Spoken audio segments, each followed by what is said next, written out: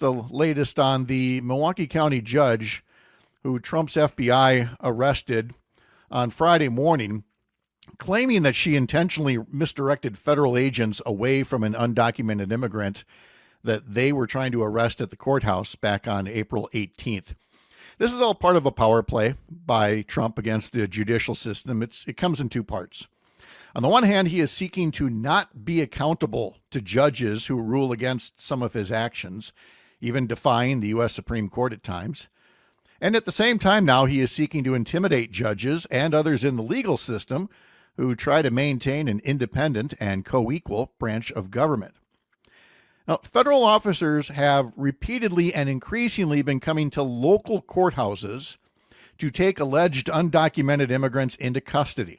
This is a practice that has been criticized repeatedly by judges and others who note the danger to public safety for a couple of different reasons. Not just the commotion and the disturbance that an arrest could cause in a public area, but perhaps more importantly, people aren't going to show up for their court appearances, or they're not going to report crimes.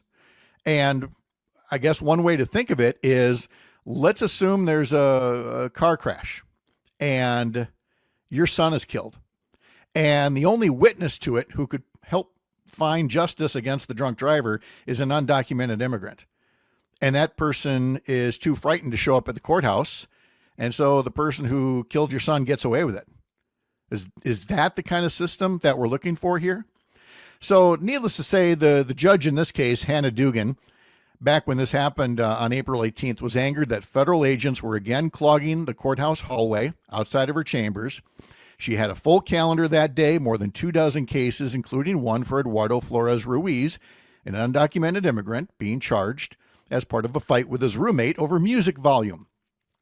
Flores Ruiz was instructed by Dugan to use a different door. The door still exited into the public hallway, and Flores Ruiz walked by the agents. They saw him. They saw him come out the door. It's not like there was a secret door that led to the outside.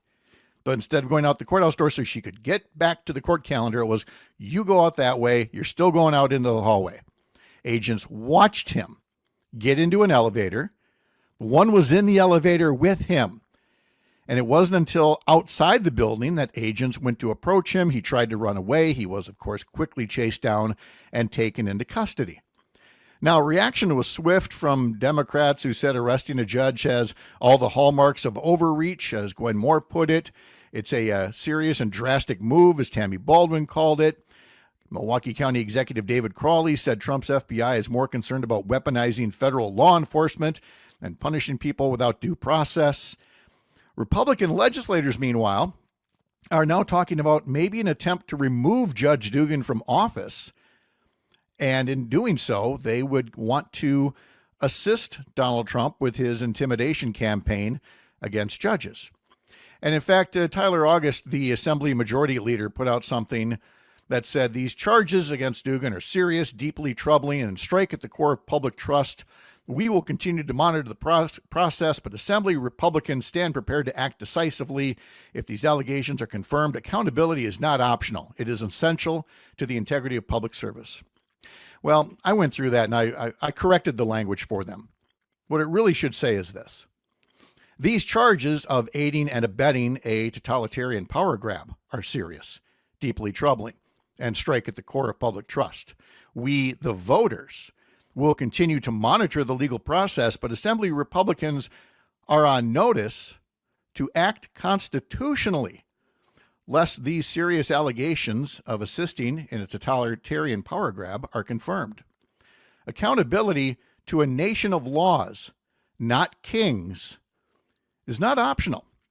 That kind of accountability is essential to the integrity of public service. That's what we, the voters, demand of Republicans following this case.